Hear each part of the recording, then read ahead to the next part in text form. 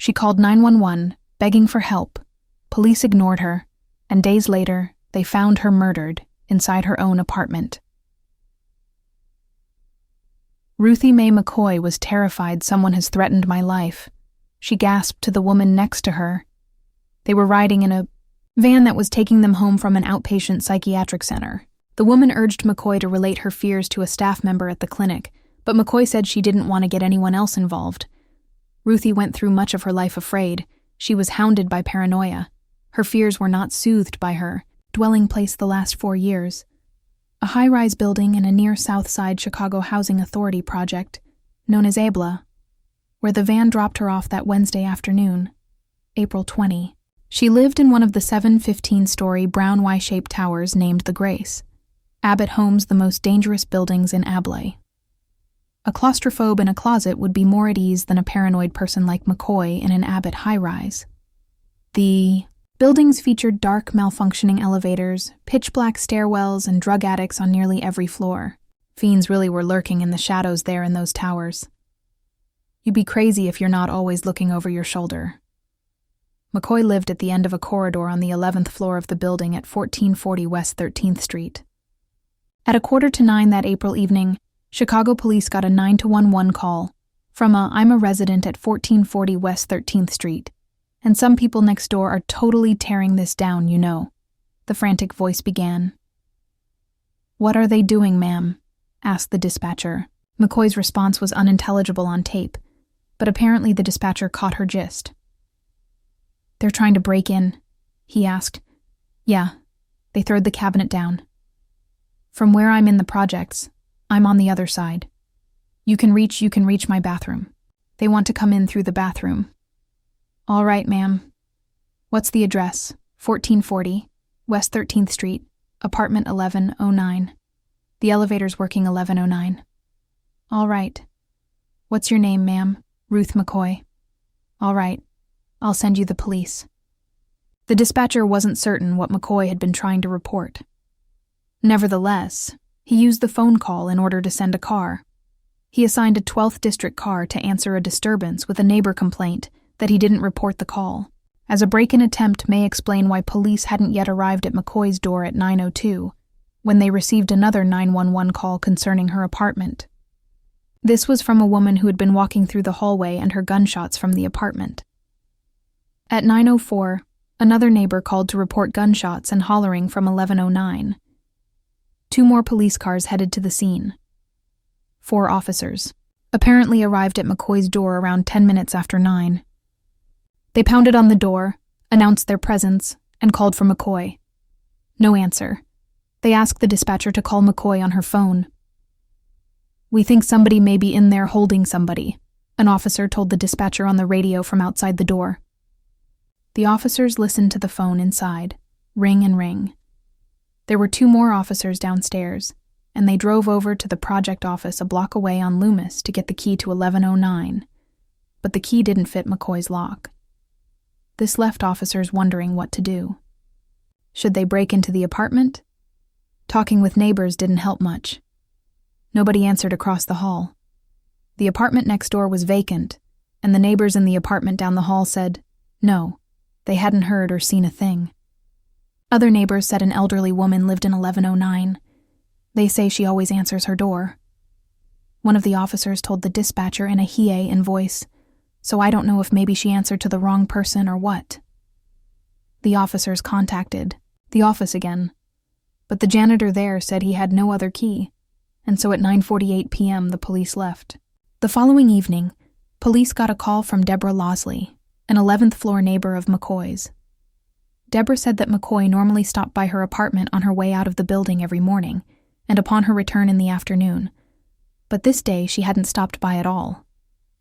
Losley had seen police at McCoy's door the night before and was worried about a 6 police officers and 4 or 5 security guards from the Chicago Housing Authority arrived on the scene, but their knocks and calls from McCoy went unanswered. The police thought they ought to break down the door, but the security guards discouraged them and raised the possibility of the tenants suing if the police broke in. And if you bust down the door, the security guards told the police officers, you will have to get someone back up here to secure it. so the police officers shrugged it off and left. The next day, Lastly notified the project office of her concerns.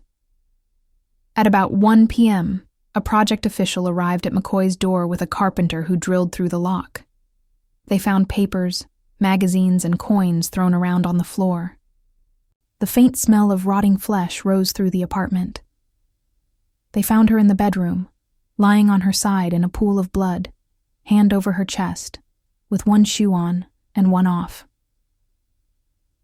Ruth McCoy was pronounced dead at Cook County Hospital on Friday, April 24, 1987 at 4:35 p.m. She'd been shot 4 times. A bullet passed through her left shoulder, another through her left thigh. The third pierced her abdomen, passing through her liver and exiting the other side. The fourth and fatal bullet went through her right arm into her chest, where it severed the pulmonary vein. The official cause of death was internal bleeding, and she didn't die immediately, the coroner said. But unless there's something extraordinary about it, or unless there's a news hole needing plugging, a murder in a DA project wasn't going to make the headlines. Killings in the projects just weren't news. Ordinarily, residents were blown away, knifed, and kicked to death almost every week, 2 or 3 times a week in warmer weather. In fact, McCoy was only one of 3 residents murdered in the waning days of April. 2 days after her body was found, unknown assailants beat to death a 40-year-old man just 2 blocks east of McCoy's building.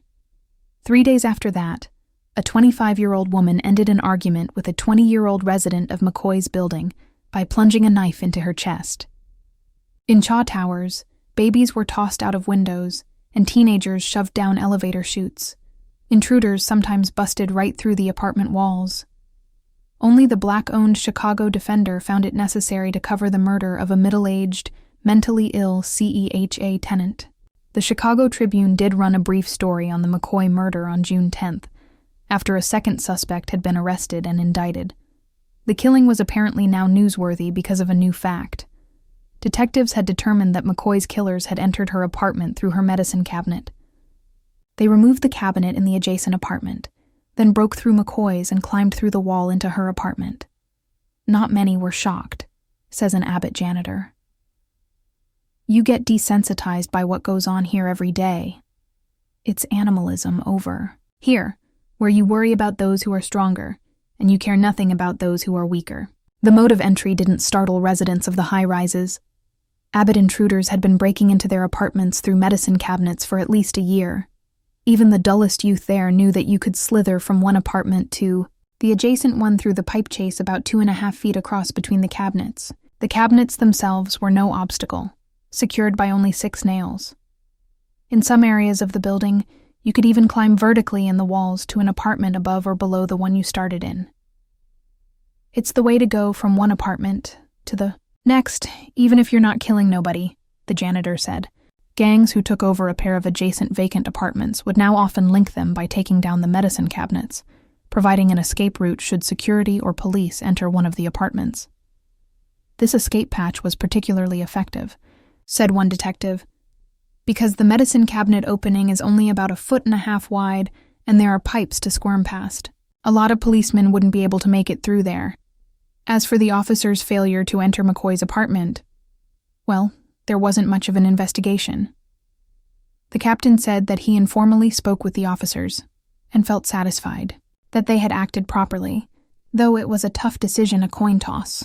The identities of the responding officers were never released to the public. Had the 911 calls come from somewhere other than a housing project, the officers perhaps would have forcibly entered, said the captain. But so many calls from the projects are hoaxes. Jim Boodles-Pocker, chair of the 911 committee for the Association of Public Safety Communications Officers, said he knew of no study indicating that calls from housing projects or poor neighborhoods are more likely to be unfounded. There were, on the other hand, several studies indicating that police officers were unduly distrustful of reports of crime from the poor and black.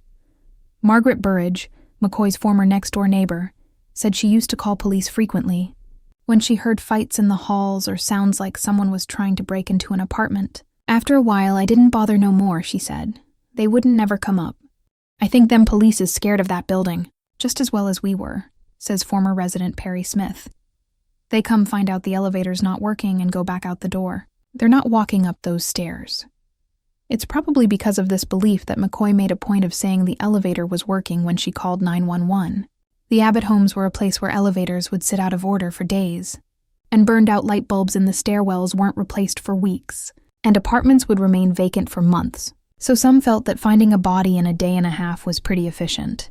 Beneath the more sensational details of the McCoy murder is the story of Ruthie herself, a mentally ill woman trying to survive.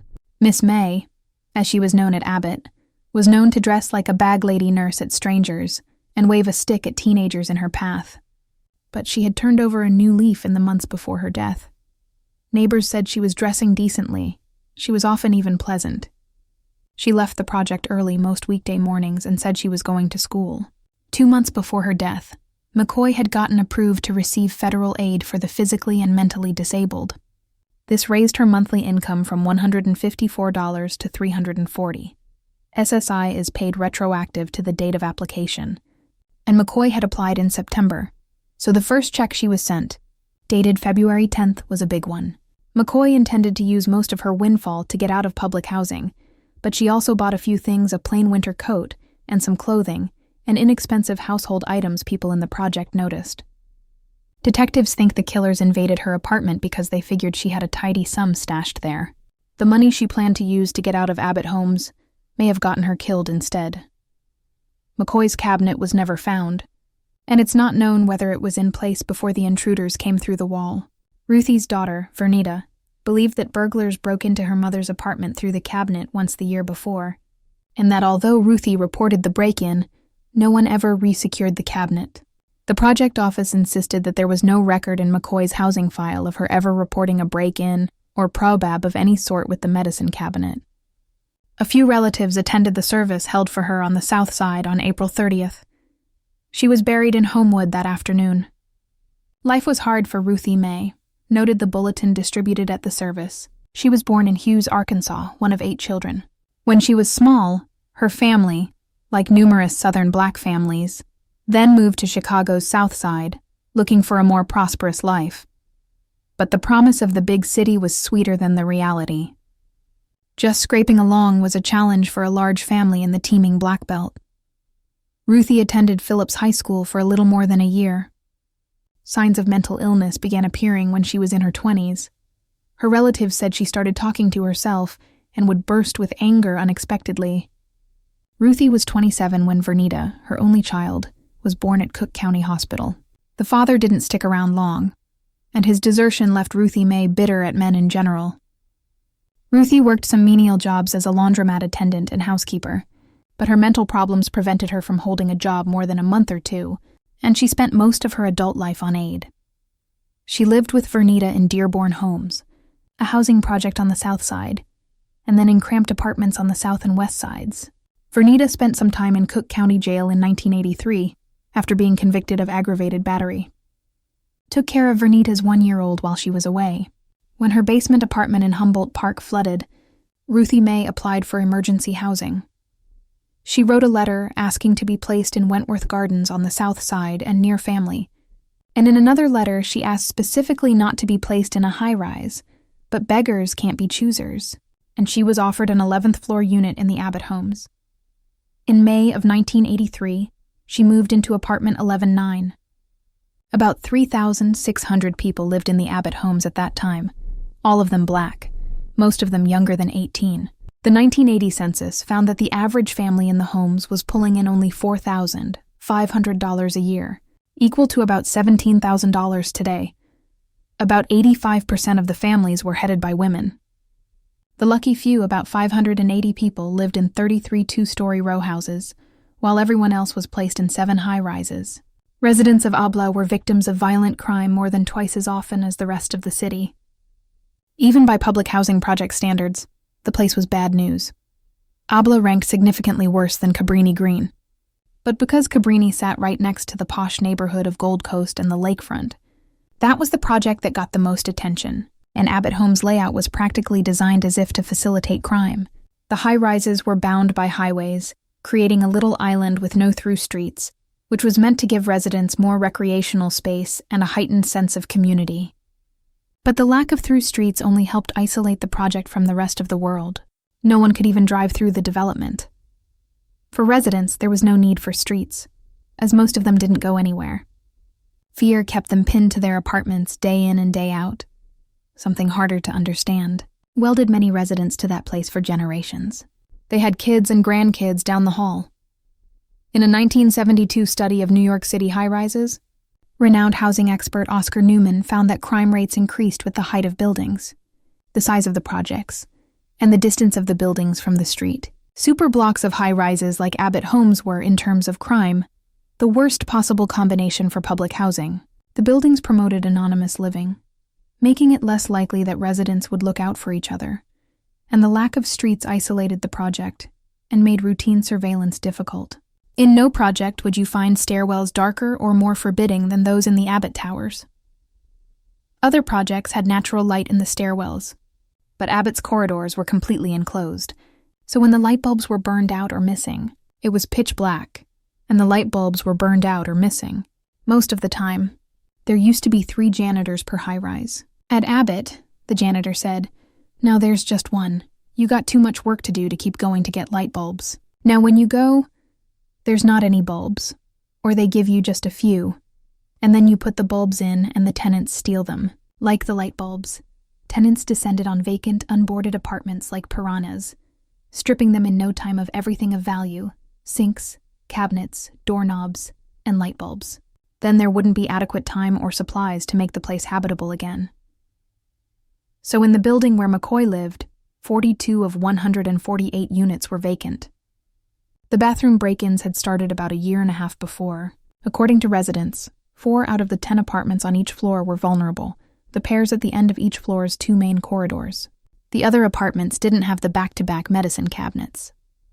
If you lived at the end of a hall, and the adjacent apartment was vacant or housing some unsavory squatters, you were easy prey. "It's real scary, the idea that locking your door might not be enough," said another resident of McCoy's building.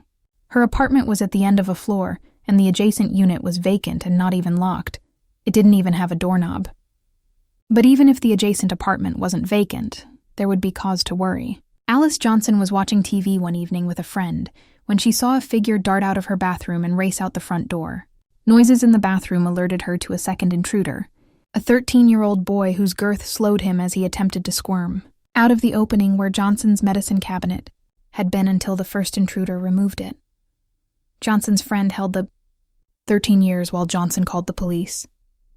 The teen confessed that he and the first boy had climbed up the pipes from a vacant apartment below, and that 2 more boys had been behind him in the wall, but retreated for several months. Johnson tied a rope to the bathroom door at bedtime, pulled the door shut, and tied the other end to her kid's bunk bed. She put out a pail of water for her kids to use as a nighttime toilet. Other residents positioned furniture in front of the bathroom doors before going to bed. Her first 2 years in the homes, Ruthie Mae shared her 2-bedroom apartment with Vernita's 2 young children, and her boyfriend, Louis Butler. In 1985, largely because of tension between Butler and Ruthie Mae, Vernita, Butler, and the kids moved out their departure. Depressed Ruthie Mae, neighbors said she especially missed seeing her grandchildren daily. She began to live in constant fear of being mugged or burglarized. She had her lock changed at least twice. Housing records showed.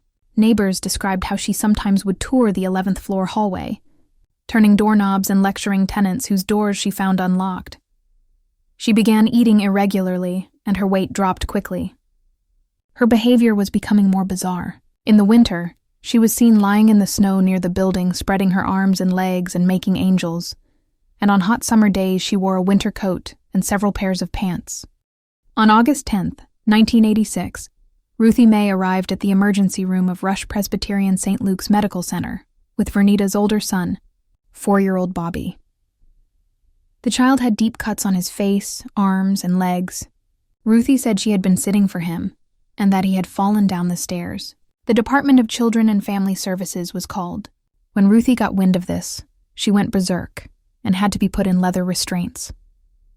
The hospital was able to reach Vernita, who came to pick up Bobby and sign the commitment papers for Ruthie Mae, who was taken to the nearby Illinois State Psychiatric Institute. DCFS has no record of ever investigating to see if Ruthie Mae had abused her grandchild. Vernita said she saw no signs of abuse by Ruthie Mae.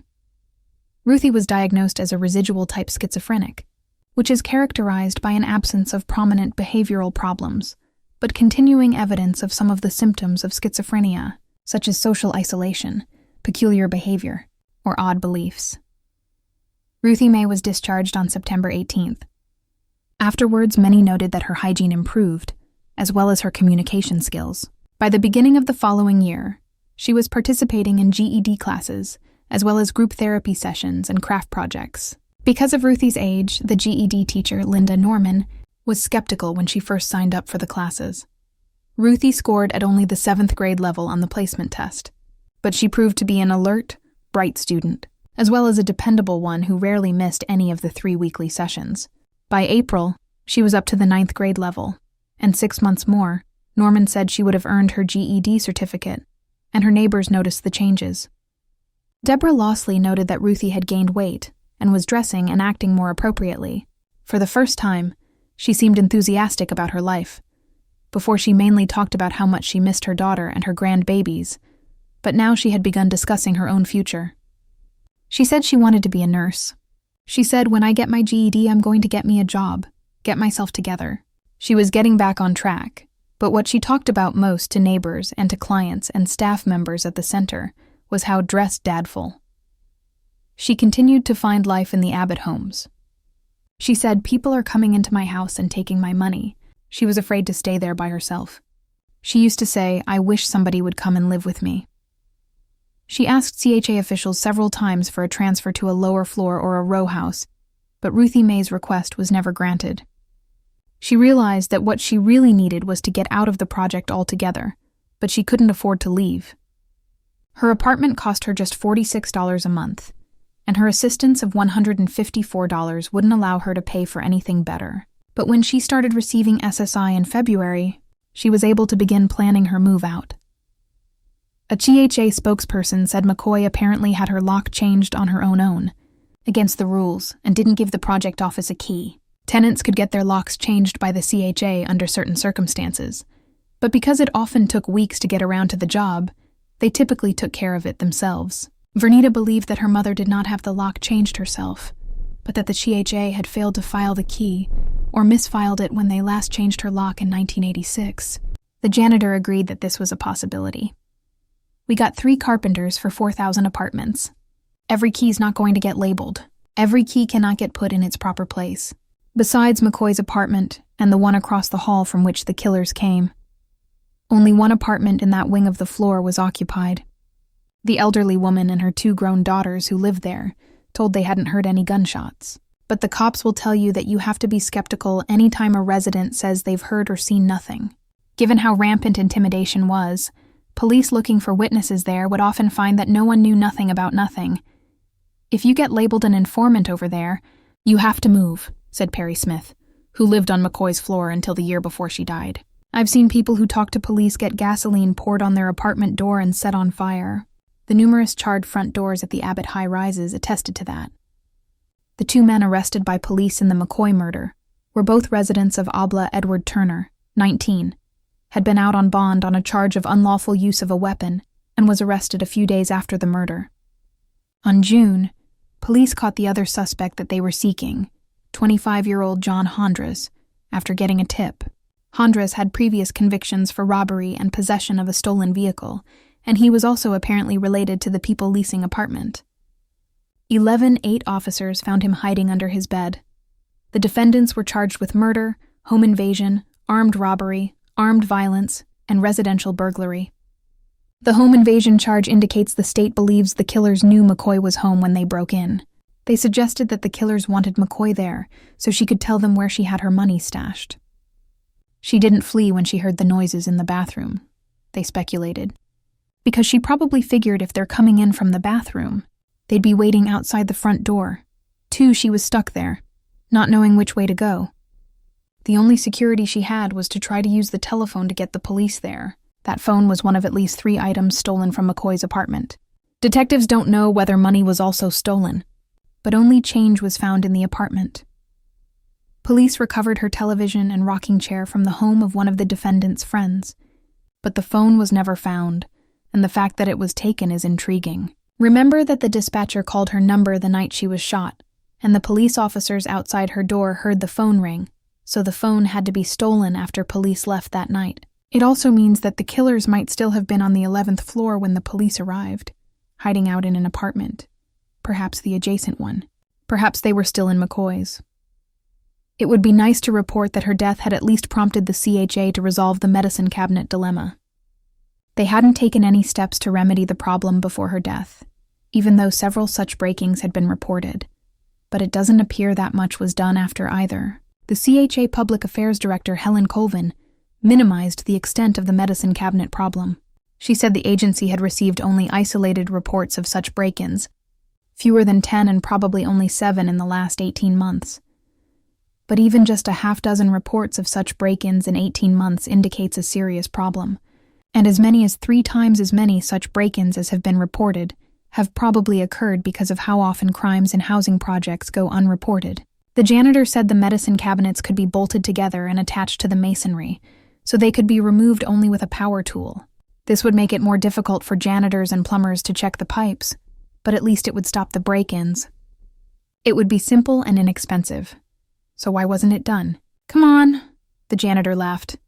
We can't even get wood to put over the openings. People in the projects become hopeless and helpless. He said, they stop dreaming. They don't even have a concept of what it would be like to not be there. But it's like an abused child. They're more comfortable because at least they know what to expect. The case was pushed back several times, finally going to trial after 3 years. Most of the benches in the courtroom's gallery were empty throughout the trial. A handful of friends and relatives attended in support of the defendants. Only one person was there on behalf of the victim, her brother Willie McCoy. In a way, the wrong people were on trial for his sister's murder, he said.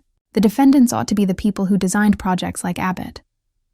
When they stack people in boxes like sardines, of course there's going to be violence. What do they expect? All them people's lives in danger. They need to close all the projects down. It's worth noting that the original plans for Chicago housing projects featured smaller communities spread out through middle-class neighborhoods. But the aldermen of the 40s and 50s did everything they could to block those attempts, citing a lack of evidence. The defendants were cleared of all charges. Thus, nobody has been convicted for murdering Ruthie Mae McCoy, and the case remains unsolved. Judge Michael Getty was openly displeased with the not guilty verdict.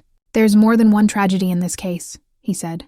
The most obvious is the brutal murder, robbery, and home invasion of Ruthie McCoy. The second is the failure of the Chicago Police Department to respond in a professional manner to Ruthie McCoy's impassioned pleas for help. Life was hard for Ruthie Mae, but in the end she was trying. She was going to school, taking medication, and planning a life beyond the Abbott homes. She wanted to be a nurse. She wanted to live. But she was trapped in a fortress of a building that couldn't protect her, and in a system that dismissed her until it was too late, and a city that only noticed her after she was gone. The story of Ruthie Mae McCoy serves as a reminder that even in the most forgotten corners of a city, lives like hers matter and always should have.